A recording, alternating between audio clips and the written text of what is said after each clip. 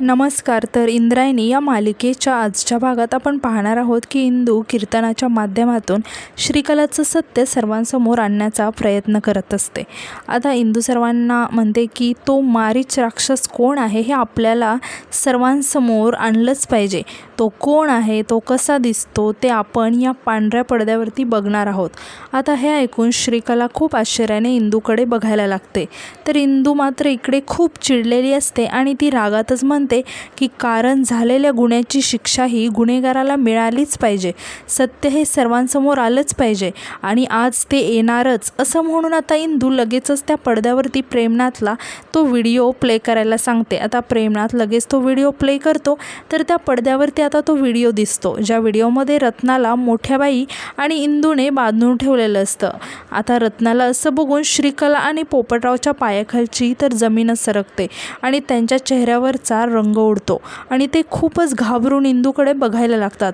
आणि त्या व्हिडिओमध्ये इंदू रत्नाला आता विचारत असते की मला सांग की कसं मारलं तुम्ही आमच्या गोपाळला. आता रत्नाला अर्क पाजला असल्यामुळे तिने तिचं सगळं भान हरपलेलं असतं आणि ती पूर्णपणे इंदूच्या ताब्यात असते. आता रत्ना म्हणते की मी नाही मारलं गोपाळला. गोपाळला मारायचंच नव्हतं, पण त्याने स्वतःहून ती वेळ आणली. गोपाळला श्रीकलाचा गेम कळला होता, त्याला तो अर्क सापडला होता, त्याने तो अर्क टेस्टिंगसाठी लॅबमध्येही पाठवला होता. तेव्हा हे ऐकून इंदू आणि मोठ्याबाई खूप शॉक होतात. आता इंदू रत्नाला विचारते की त्या अर्काचा वापर करून काय केलं तुम्ही. तेव्हा रत्ना लगेचच सांगते की त्याच्याकडून श्रीकलाने बऱ्याच गोष्टी करून घेतल्या आणि त्याला तुझ्या विरोधात वापरलं. स्वतःच्याच घरात चोरी करायला लावली. एवढंच नाही तर त्या मोहितरावचा काटा श्रीकला आणि गोपाळकडूनच काढून घेतला. आता हे ऐकून इंदू आणि मोठ्याबाई खूप शॉक झालेले असतात. आता रत्ना पुढे सांगते की त्याचा जीव घेतला. आता मोठ्याबाई रत्नाला विचारतात की त्यासाठी तुझ्याकडून घेतलेल्या अर्काचा वापर केला. आता रत्ना म्हणते की हो, ते रसायन कमाल बनवलं ना मी. माणसाची बुद्धीच ताब्यात घेता येते, त्या नाचवता येतं त्याला आपल्या तालावर. मी तिला म्हणाले होते या अर्काचा जरा अति वापर करशील ना तर गोपाळ वेडा तरी होईल, नाही तर मरून तरी जाईल. पण त्या श्रीकलाने तो विचार केलाच नाही. चहा पाजल्यासारखा तो अर्क गोपाळला पाजला तिने. त्याला मारलं नसतं ना तरी गोपाळ मेलाच असता. त्याच्या संपूर्ण शरीरात रसायन पसरलं होतं. आता हा व्हिडिओ सर्व गावकऱ्यांसमोर दाखवला गेल्याने सगळे गावकरी खूप शॉक झालेले असतात. तर श्रीकला आणि पोपटराव तर खूप घाबरून गेलेले असतात. आता श्रीकला घाबरून तिथून पळून जाण्यासाठी हळूच उठते. तेव्हाच मोठ्याबाई जोरात श्रीकलावरती ओरडतात आणि तिला म्हणतात की ए श्रीकले, बस खाली, अजून बराच बाकी आहे व्हिडिओ. आता त्या व्हिडिओमध्ये रत्ना पुढे सांगते की एकदा नाही तर मी बऱ्याच वेळा श्रीकलाला सांगितलं त्या अर्काचा वापर कमी कर, पण तिने माझं नाही ऐकलं. तिला दिग्रसकरांना बर्बाद करून तिच्या बापाचा बदला घ्यायचा होता. एक दिवस गोपाळने श्रीकलाची ती अर्काची बाटली मिळवली. त्या दिवशी तो तिला म्हणाले की आपण बाहेर फिरायला जाऊया. आता हे सगळं ऐकून सर्वांना खूपच वाईट वाटत असतं आणि सगळेजण खूप इमोशनल झालेले असतात. आता रत्ना पुढे सांगते की श्रीकलाने तसं आम्हाला मेसेज करून सांगितलं होतं.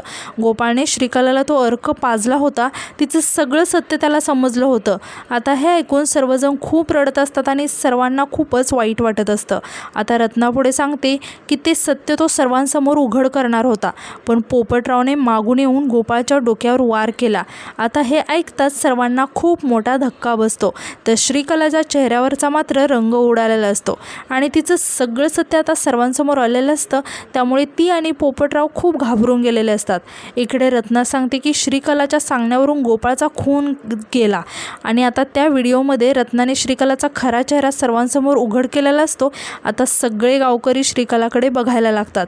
आता व्यंकू महाराज तर खूपच रागाने श्रीकलाकडे बघत असतात आणि ते श्रीकलाला म्हणतात की श्रीकला, अगं गोपाळशी लग्न केलं होतंस ना गं तू आणि स्वतःच्याच नवऱ्याचा खून केलास. तर शकुंतलाला सुद्धा श्रीकलाचा खूप राग आलेला असतो आणि ती सुद्धा आता श्रीकलावरती ओरडत म्हणते की अगं स्वतःच्या मुलीसारखं वागवलं तुला. तुझ्यामुळे त्या इंदूवर नको नको ते आरोप केले, आम्ही संशय घेतला, मी तर नको नको ते बोलले तिला, पण तुला तुझ्या वागण्याची शिक्षा मिळणार आहे, तुला नाही सोडणार मी. असं म्हणून शकुंतला श्रीकलाला मारायला तिच्या अंगावरती धावून जाते. तेव्हा मोठ्याबाई आणि नारायणी शकुंतलाला कसंबसं आवरतात आणि तिला शांत करतात. आता शकुंतला गोपाळची खूपच आठवण येत असते आणि ती त्याची आठवण काढून खूप रडायला लागते. तर शकुंतलाला असं बघून बाकीचे सगळेसुद्धा आता खूप रडायला लागतात. यानंतर शकुंतला आणि व्यंकू महाराज आता पूर्णपणे खचलेले असतात आणि ते तिथेच खाली कोसळतात. तर बाकीचे सर्वजण त्यांना सावरत असतात. तर इकडे पोपटराव आणि श्रीकलाच्या तोंडातून मात्र एकही शब्द फुटत नसतो आणि ते घाबरून फक्त सर्वांकडे बघत असतात. आता मोठ्याबाई म्हणतात की अर्क पाजून माझा पण जीव घेणार होती ही, पण इंदू होती ना म्हणून तिने वाचवलं मला, म्हणूनच मी आज आहे जिवंत, नाहीतर मी पण मेलेच असते. आता बाळंभट पोपटरावच्या अंगावरती धावून जात त्याला म्हणतात की हा पोपटराव ना कधीच सुधारणार नाही, आधीही कारस्थानं करायचा आणि आत्ताही करतोय. आता पप्यासुद्धा पोपटराववरती ओरडत म्हणतो की पोपटराव, तुमचं साडीवालं दाढीवालं भूत अजून कुणी विसरलेलं नाही आहे. तर महाले मास्तरसुद्धा रागातच म्हणतात की याची मुलगीसुद्धा याच्यासारखी पाताळयंत्री आणि सुडाने पेटलेली आहे, अशा लोकांना चांगलं मारलं पाहिजे आणि यांचे हातपाय तोडले पाहिजेत. आता पप्या म्हणतो की हाणारे यांना, असं म्हणून आता सर्वजण पोपटरावला मारायला त्याच्या अंगावरती धावून जातात. तितक्यात इंदू सर्वांना थांबवते आणि म्हणते की थांबा. तेव्हा सगळेजण आश्चर्याने इंदूकडे बघायला लागतात. आता इंदू सर्वांना सांगते कुणीही काहीही करणार नाही. तेव्हा महाले मास्तर इंदूला म्हणतात की अगं इंदू, पण असल्या लोकांना माफ करायचं नसतं. तर पप्या म्हणतो की अगं याने गोपाळचा खून केला आहे, आपल्या चांगुलपणाला आपली कमजोरी समजतात, हे यांना मारलंच पाहिजे, यांचे हातपाय तोडले पाहिजेत. असं म्हणून आता पुन्हा सगळे गावकरी खूप चिडलेले असतात आणि सर्वजण पोपटरावला मारण्यासाठी पुन्हा त्याच्या अंगावरती धावून जातात. तेव्हा आता पुन्हा इंदू त्यांना थांबवते आणि ओरडत म्हणते की कुणी काही करणार नाही, त्यांच्या अंगाला जरी हात लावला ना तरी तुम्हाला विठुरायाची शपथ आहे. आता हे ऐकून सगळे गावकरी खूप शॉक होतात आणि इंदूकडे बघायला लागतात. आता इंदू सर्वांना समजावत म्हणते कुणी काही नाही करायचं, त्यासाठी कायदा आहे. आता इंदू इन्स्पेक्टर साहेबांना म्हणते की इन्स्पेक्टर साहेब, पुरावा तुमच्या समोर आहे आणि आमच्या गोपाळचा खून करणारा अपराधी पण तुमच्या समोर आहेत, आणि म्हणते की अटक करा या पोपटरावला आणि या श्रीकलेला. आता इकडे कुणाचंही लक्ष नाही आहे हे बघून श्रीकला तिथून हळूच निसटते आणि तिथून पळ काढते. आणि आता श्रीकलाला असं पळून गेलेलं बघून सगळेजण खूप शॉक होतात आणि श्रीकलाच्या पाठी तिला पकडायला धावतात. तर इकडे आता हे बघून इंदू खूप टेन्शनमध्ये येते. आता तिच्या पाठी जे लोक तिला पकडायला धावलेले असतात ते माघारी येतात आणि सांगायला लागतात की ती श्रीकला पळाली. आता मोठ्याबाई हे ऐकून खूप चिडतात आणि म्हणतात की तुम्ही इथे काय करताय, मग जा आणि तिला पकडा. आता सर्वजण पुन्हा तिच्या पाठी पकडायला धावतात. आता इन्स्पेक्टर साहेब सर्वांचा असा गोंधळ उडालेला बघून सर्वांना शांत करत म्हणतात की हे बघा, शांत व्हा, कायद्यापासून कुणीही पळून जाऊ शकत नाही. या पोपटरावला मी आत्ताच ताब्यात घेतोय आणि श्रीकलासुद्धा लवकरच सापडेल. आता पोलीस पोपटरावला पकडून तिथून घेऊन जायला लागतात. तेव्हाच पोपटराव आता खूप रागाने इंदूकडे बघायला लागतो आणि तिला ओरडत म्हणतो की ए इंदे, अगं जेव्हा तू चिल्लीपिल्ली होतीस ना तेव्हाच तुझ्यामुळे मी जेलमध्ये गेलो होतो, रस्त्यावर आलो होतो, मी वन फिरत होतो, खूप हाल अपेष्टा सहन केल्यात मी. पण एक गोष्ट लक्षात ठेवा, आता जरी मी तुझ्यामुळे जात असलो ना जेलमध्ये तरी माझी पोरगी सोडणार नाही तुला. मी जरी जेलमध्ये असलो ना तरी ती तुझा बदला सोडणार नाही कोणाला, असं म्हणून तो दिग्रसकरांना धमकी देत असतो. आता पोलीस त्याला तिथून घेऊन जातात. आता महाले मास्तर व्यंकू महाराजांना म्हणतात की महाराज, आज तुमच्या शिष्याने खूप मोठं षडयंत्र उघड केलं आहे. तेव्हा व्यंकू महाराज आता खूप कौतुकाने इंदूकडे बघायला लागतात. आता इंदू महाले मास्तरांना म्हणते की मास्तर, हे मी एकटीने नाही केले, माझ्यासोबत अजून एक व्यक्ती होती. असं म्हणून ती मोठ्याबाईंचा हात हातात घेते आणि म्हणते की मोठ्याबाई, आणि म्हणते की त्या होत्या म्हणून मी हे सगळं करू शकले. आता मोठ्याबाई हे खूप इमोशनल होतात आणि इंदूला म्हणतात की अगं बाई, उगाच तुझं श्रेय मला नको देऊस, मी काही नाही केलं.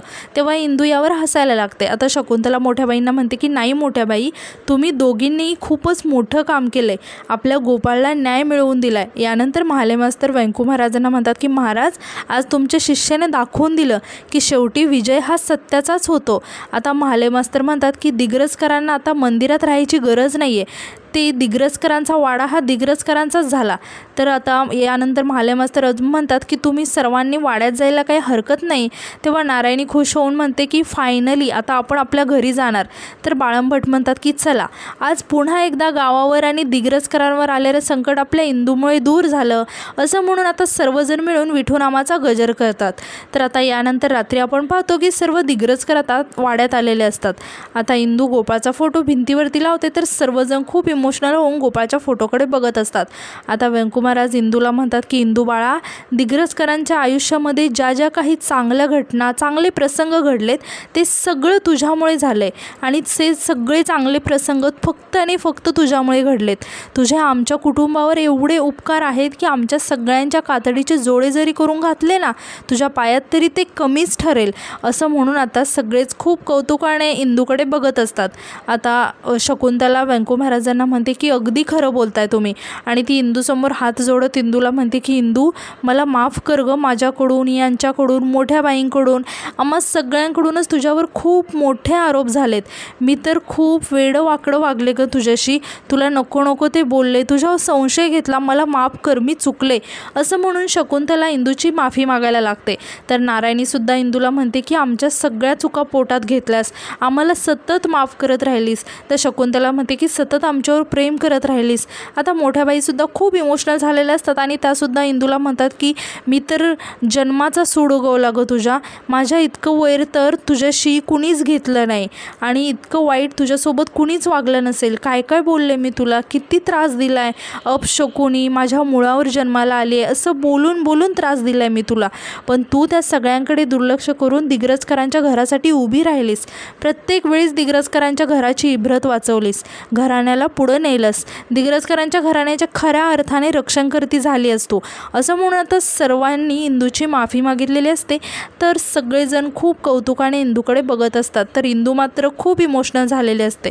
तर आता यानंतर मध्यरात्री आपण पाहतो की सर्वजण झोपलेले असतात, मात्र इंदू एकटीच जागी असते. आता इंदू कसला तरी विचार करत असते आणि ती अचानक उठून बसते आणि अधूकडे बघायला लागते.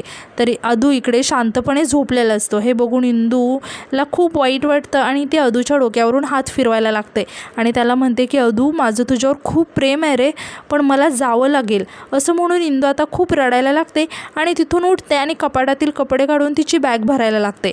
आणि आता बॅग भरून झाल्यावर ती हळूच दरवाजा उघडते आणि जायला लागते. मात्र ती मध्येच थांबून आता पाठीमागे वळून पुन्हा अधूकडे बघायला लागते आणि तिला अधूकडे बघून खूप वाईट वाटत असतं. आता इंदू मनावर दगड ठेवून जड पावलांनी तिथून बाहेर येते. आता इंदू तिची बॅग भरून कुणी नाही आहे हे बघून हळूच वाड्याबाहेर पडणारच तितक्यात मोठ्या बाईंचा इंदूला आवाज येतो. आता मोठ्या बाई इंदूला विचारतात की कुठे निघालीस. तेव्हा इंदू लगेच थांबते आणि खूप टेन्शनमध्ये येऊन मोठ्या बाईंकडे बघायला लागते. आता मोठ्या बाई इंदू जवळ येतात आणि तिला विचारतात की मी काय विचारलं तुला, कुठे निघालीस. तेव्हा इंदू अडखळत सांगायला लागते की इथेच. तेव्हा मोठ्या बाई आश्चर्याने म्हणतात की इथेच, इथे कुठे, बॅगा घेऊन. यावर इंदू काहीच उत्तर देत नाही. ती घाबरून मोठ्या बाईंकडे बघायला लागते. तेव्हा मोठ्या बाई इंदूला म्हणतात की हे बघ इंदे, मला माहिती आहे तुला खोटं नाही बोलता येत आणि तू तसा प्रयत्न पण करू नकोस. काय ते खरं खरं सांगून टाक. तेव्हा इंदू आता खूप रडायला लागते आणि मोठ्या बाईंना म्हणते की मी जाते. तेव्हा मोठ्या बाई आश्चर्याने विचारतात की कुठे. यावर इंदू रडत सांगायला लागते की मी घर सोडून जाते. तेव्हा हे ऐकून मोठ्या बाईंना खूप मोठा धक्का बसतो आणि त्या इंदूला म्हणतात की काय. तेव्हा इंदू मोठ्या बाईंना म्हणायला लागते की मोठ्या बाई, अहो मंदिरात माझा विठुराया नाही आहे, मी कशी राहू इथे, मला नाही जमणार आहे इथे राहायला. तेव्हा मोठ्या बाई इंदूला म्हणतात की अगं पण जाणार कुठे आहेस तू. तेव्हा इंदू म्हणते की मला नाही माहिती मोठ्या बाई, पण माझा विठुराया परत येईपर्यंत मी या घरात राहणार नाही हे नक्की आहे. तेव्हा मोठ्या बाई इंदूला समजावत म्हणतात की हे बघ इंदे, तुझी विठुरायावरची भक्ती मला माहिती आहे म्हणून मी तुला काही नाही बोलणार. तुला जिथे जायचं तिथे तू जा, पण तू जिथे जाशील तिथे मी तुझ्यासोबत येणार. तेव्हा इंदू आश्चर्याने मोठ्या बाईंना विचारते की तुम्ही माझ्यासोबत कुठे येणार आणि राहणार कुठे. तेव्हा मोठ्या बाई म्हणतात की तू जिथे राहशील तिथे. तेव्हा इंदू मोठ्या बाईंना म्हणायला लागते की अहो मोठ्या बाई, तुमच्याशिवाय या घराचं काय होईल. तेव्हा मोठ्या बाई इंदूला म्हणतात की आता जे तुझं घर तेच माझं घर. हे ऐकून इंदू खूप रडायला लागते आणि मोठ्या बाईंना म्हणते की मोठ्या बाई, अहो असं नका करू. व्यंकू महाराज, शकुंतला काकी, नारायणी ते एकटे पडतील हो आणि अधोक्षच त्याचं काय. तेव्हा मोठ्या बाई म्हणतात की या सगळ्यांना माझ्यापेक्षा तुझी जास्त गरज आहे. तेव्हा इंदू आता खूप इमोशनल होते आणि म्हणते की पण मी नाही थांबू शकणार. असं म्हणून ती खूपच रडायला लागते आणि आजचा एपिसोड इथेच संपतो. तर उद्याच्या एपिसोडमध्ये आपण असं पाहणार आहोत की अधू इंदूला सगळीकडे शोधत असतो आणि तो सर्वांना विचारत असतो की इंदूला पाहिलेत का कुठे तुम्ही. आता तो पप्प्याला सुद्धा विचारायला लागतो की अरे इंदूला पाहिलंयस का तू? आज सकाळपासून आई आणि इंदू दोघीही घरात नाही आहेत, दिसल्याच नाही आहेत ते सकाळपासून. हे ऐकून पप्प्यासुद्धा आता खूप शॉक होतो. तर आता यानंतर आपण पाहतो की श्रीकला तोंडावरती शाल पांघरून लपतछपत विटूच्या वाडीत आलेली असते आणि ती हळूच आवाज बदलून आता महाले मास्तरांना विचारायला लागते की इंद्रायणी दिग्रसकर कुठे राहतात. तेव्हा महाले मास्तर सांगतात की त्या आता कुठे राहतात हे कुणालाच माहिती नाही आहे. तेव्हा श्रीकला रागातच आता स्वतःशीच म्हणते की ती इंद्रायणी जगाच्या पाठीवर कुठेही असू दे, ही श्रीकला तिला अशी तशी सोडणार नाही.